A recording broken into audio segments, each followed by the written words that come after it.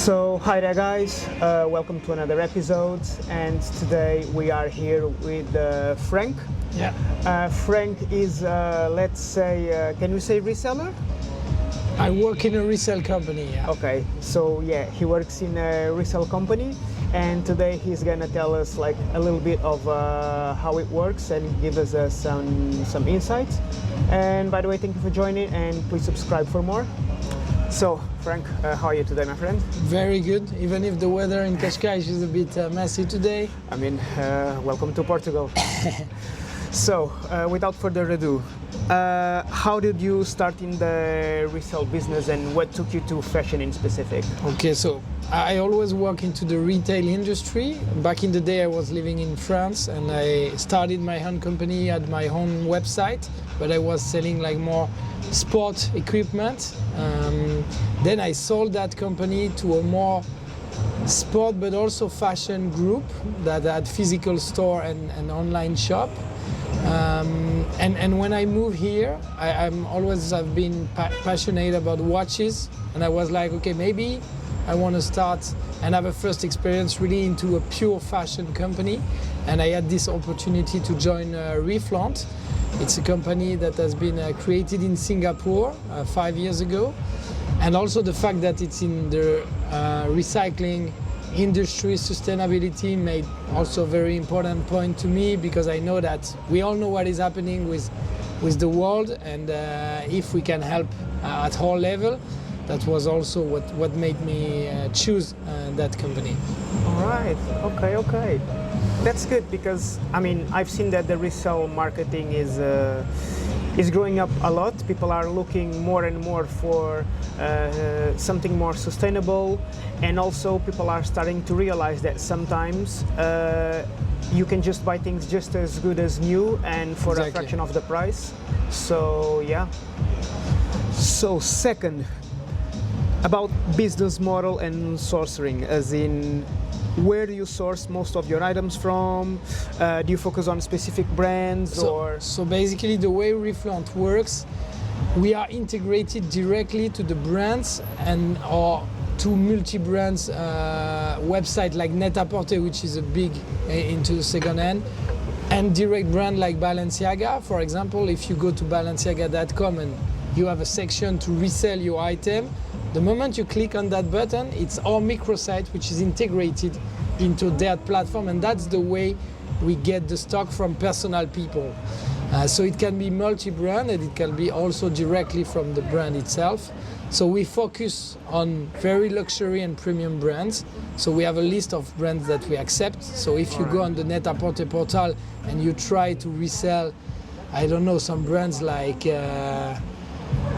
H&M, stuff like that, we will not accept this. So we have a certain level, and we really focus on the top premium and luxury brands. But that's the way we get stock directly online through those portals. So we don't have our own Reflant website. It's directly integrated with those brands. Oh, that's really nice, because it's very practical, because you can get directly from the consumer without like searching all day, and you know.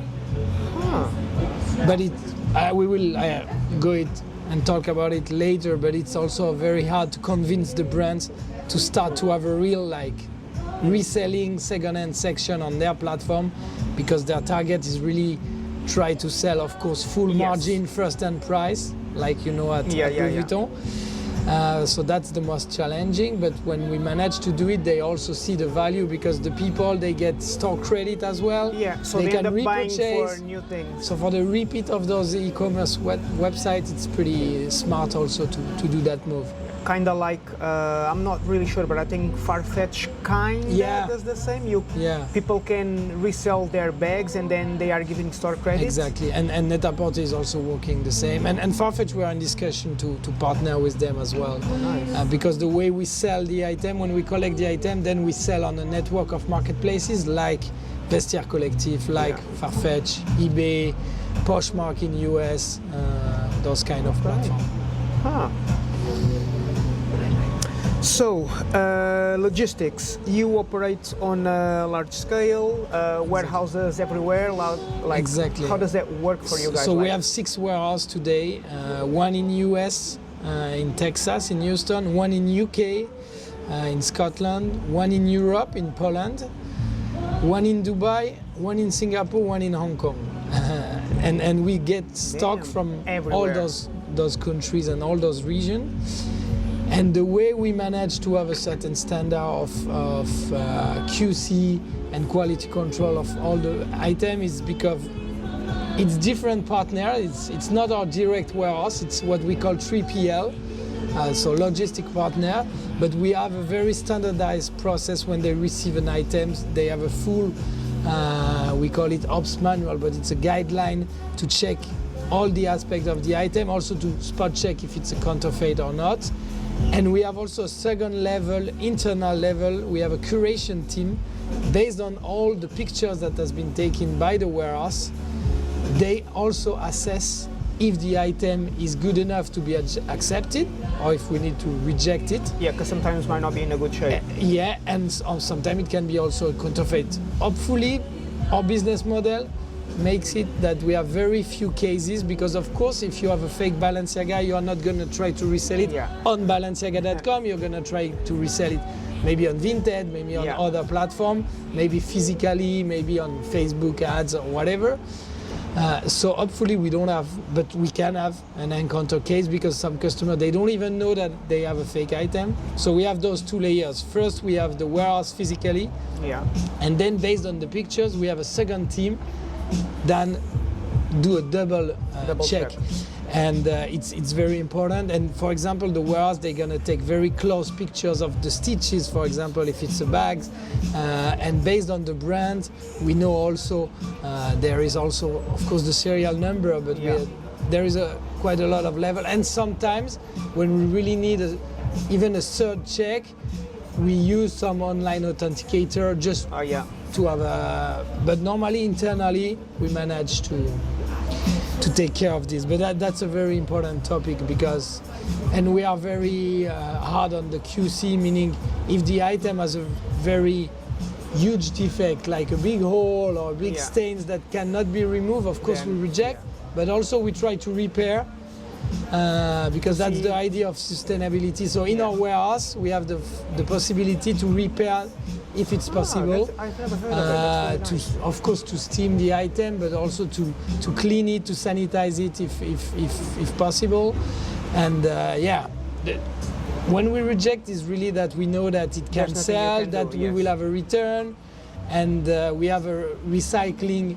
Also way of getting rid of the stock. So for example, in UK we work with the Red Cross, the British Red Cross, to give those items to charity and stuff like that when it's an item that we don't want to resell, and the customer also doesn't want to have it back because he doesn't care, so we donate those items. So that's the way we don't waste item, and we don't have item like sitting there. That's really nice, especially the part of like repairing, because sometimes it's a stain that sometimes it's nothing. The client might not be able to remove it, but you might be able to. Exactly. I had a friend with a similar situation. One of her clients had a Tom Ford bag.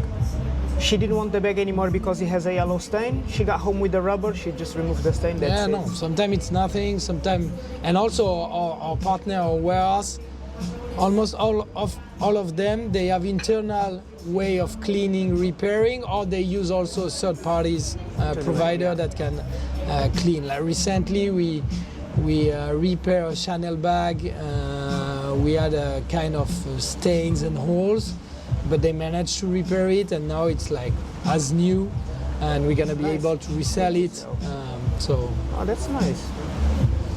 So, fourth, pricing strategy. How do you determine the right price for an item? So for me, this is the key of our business, because we need to, basically we have 2 prices to take care of.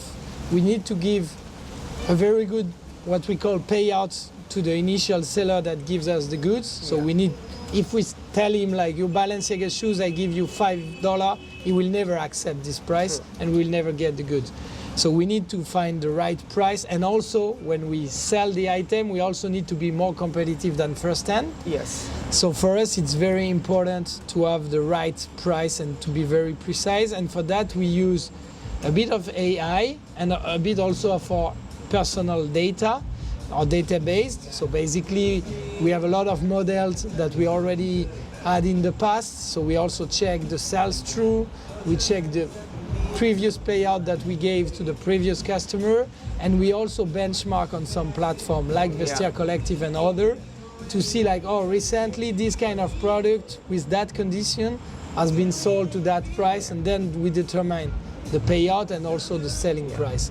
That's the way we work. And also depends on like how the good is. Some of them are in better condition, etc. It's based on different criteria, but it's mainly our data, benchmark, and a bit of AI also. So you balance the whole four of them, and then you're like, okay, this is what because we have quite a lot of volume, so it's hard to do it like fully manually. Yeah. So we have some, but we have also a team, the same team that check the condition, the creation team. They also work on the price because it's really key, and in that business, the margin is pretty thin, it's tight, because of these two components of the price. You need to be competitive in both ways. The customer that you buy from needs to be happy, but you cannot sell for less 5% than in store, otherwise. And exactly, we need to be more competitive than first hand, and we know that when people have valuable goods like luxury goods, they always expect a certain amount. So we need to educate also people about the market, about also sometimes they think it's like in watches, they think that it's super high price, but in reality, even if it's a very good brand, it's not true. Like we all hear about like the Hermes Kelly, the Hermes Birkin. Of course, even in second hand, sometimes they can be more expensive than first hand. But it's not like this for everything, not always, especially on clothes, Yeah. especially on less luxury brands, more like premium segments. So and the color as well, like even if it's a Birkin, if it's like orange, it's gonna be harder to sell compared with a black one or a beige one. Exactly. So all those components, but it's a lot of education about people.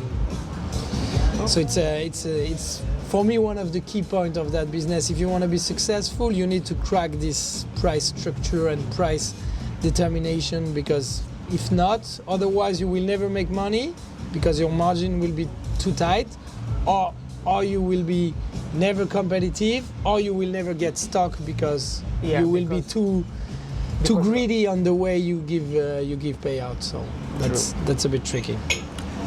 So fifth. So what's the biggest challenge that you face in reselling? So for me, I'm going to repeat myself. It's really this price determination, Even and the more second than competition. one, and competition, of course, because we have like first-hand competitor, second-hand competitor, other resale platform. Of course, on our side, we are selling on different platforms. So sometimes our client or partner are also competitors. But I will still say that the first challenging for us is really the price, and also to convince the brand to get stock. Because selling, I'm not gonna say selling is easy, but selling is easier, especially because we have a very worldwide network of the biggest fashion platform in the world and all the biggest second-hand platform, Vestiaire Collective, Poshmark. In US we have all the biggest, eBay also. But the hardest part is to get stock and to get the good stock. And for that we need, our business model is with partner with brand and retail website, but we need to convince them. And as I explained before, today all the big brands, Louis Vuitton, Hermes, Prada, Louboutin, all those brands, they know that they need to go into the second-hand industry. But they also, for them, doing the step of really having on their front-end website like a resell button, you can check all those websites today, they don't really have it. That's what we managed to do, for example, with Balenciaga. But it's also very hard to convince the brand. That's the key of our business, and that's the biggest challenge, because for them it's a whole new area. Of course, it's impossible for them to just skip and ignore the second-hand because they know it's a growing market. Yeah, and even for sustainability purpose, some customer maybe one day they will say, okay, I don't purchase anymore to that brand because they are not sustainable enough. But it's still a very, very hard job to convince them.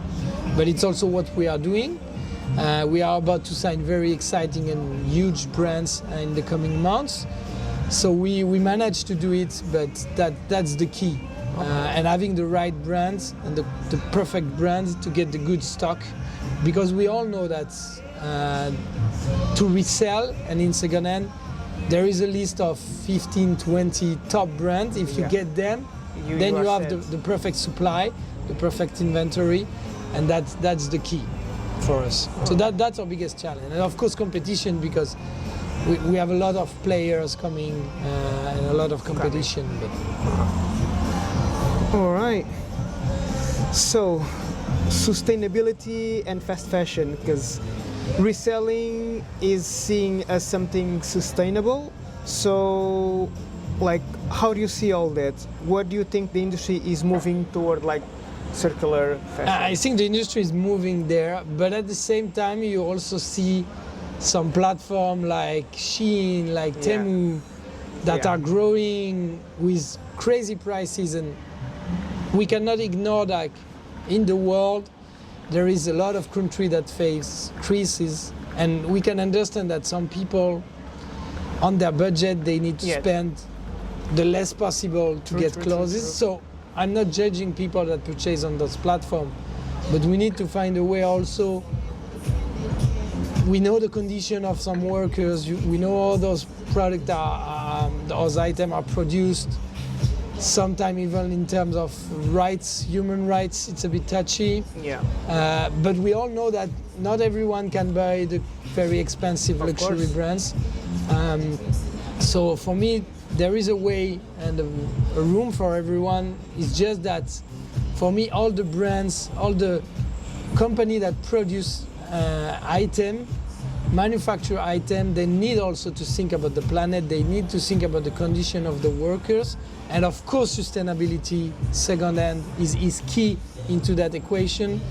And it's, for me, like one of the biggest challenge for all that industry. It's to avoid to have like those huge platforms that produce, and that's also change collection every week, every day. That doesn't make sense. Yeah, they drop new stuff every day. Yeah, that's too much. And do we really need that? No, I don't think so. People need to have dress, to have clothes, yes. And some people, they don't have a lot of budget, so they need. And also second-hand can be a very good answer to that. And for me, it's also about the quality of the goods. Is it better to buy a very shitty t-shirt at $5 and it's gonna last 1 month, 2 months? Or a good one in second-hand from a good quality brand, maybe at 20, 30, 40, 50 bucks, but that's gonna last 2 years, 3 years, 5 years. That's also part of the...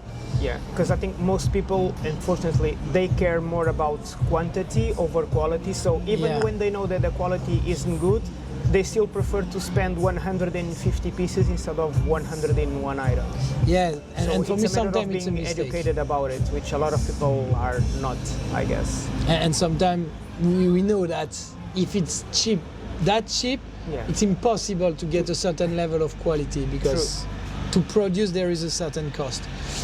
So no, I see the market going into the right direction, but it's also thanks to companies like us and a lot of companies that really are doing this effort. And I'm also thinking of very good example of brand like Patagonia. A lot of brands are doing a good job to educate the market, to try to sensibilize people on that topic.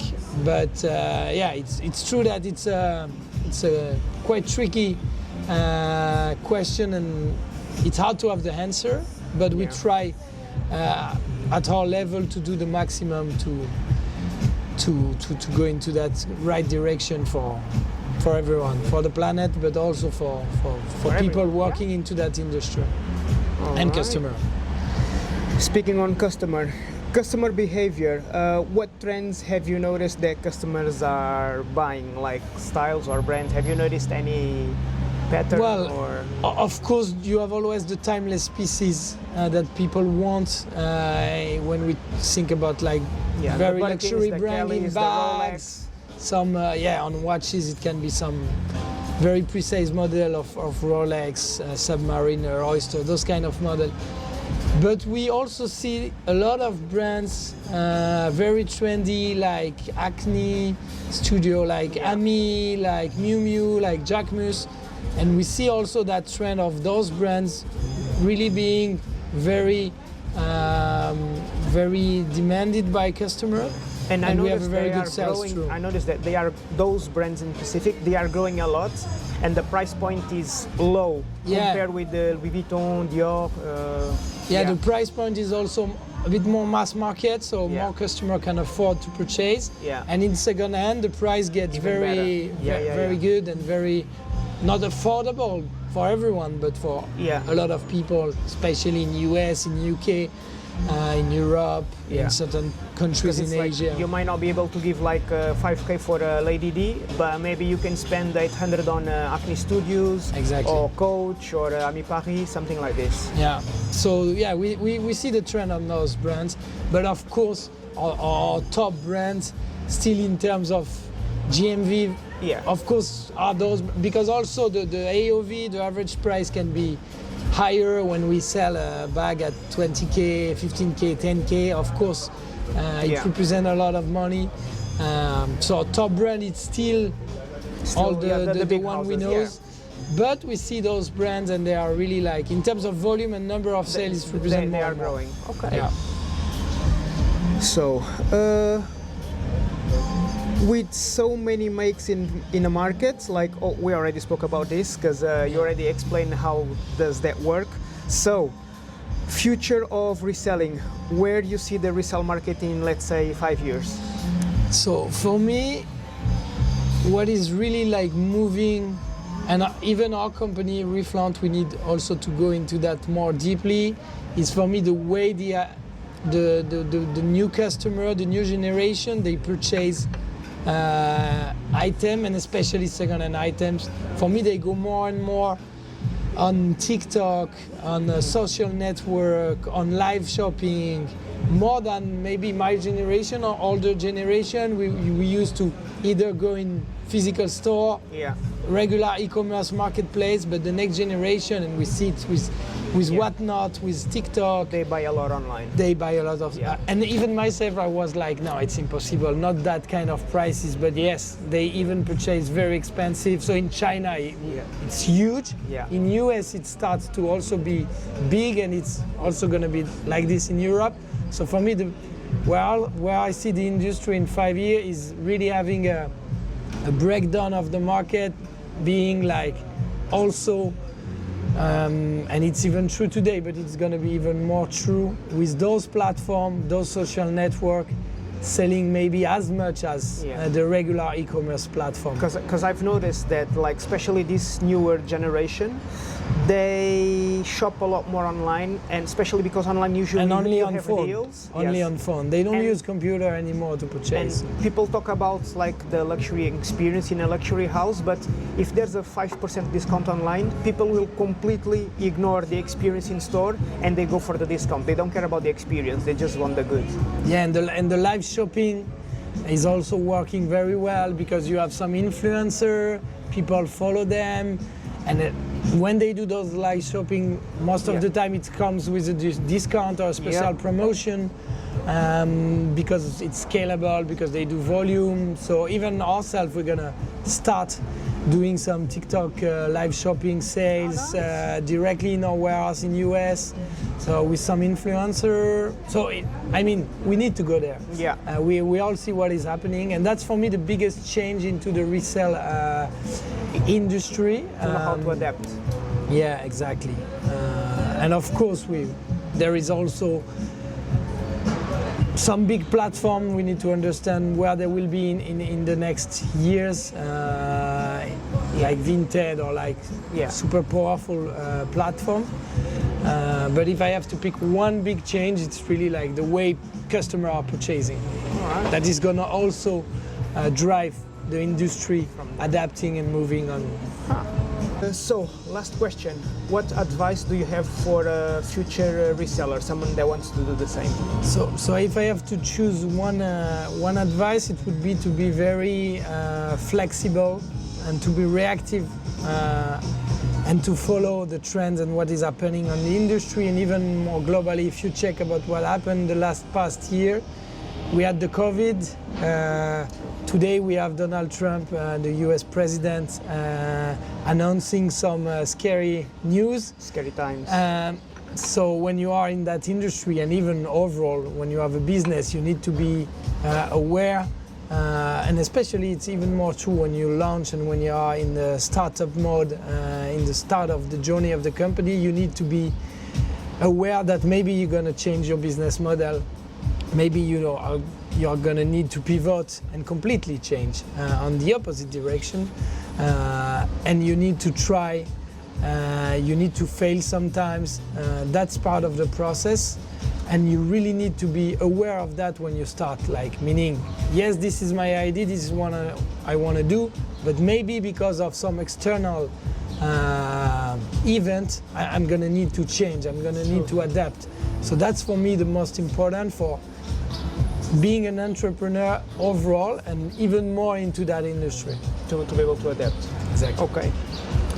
Well, that's it for today, guys. I hope you enjoy this week's episodes. Thank you for all your support. Thanks a for lot. coming, Frank. Thanks a lot. Bye-bye. And see you next week.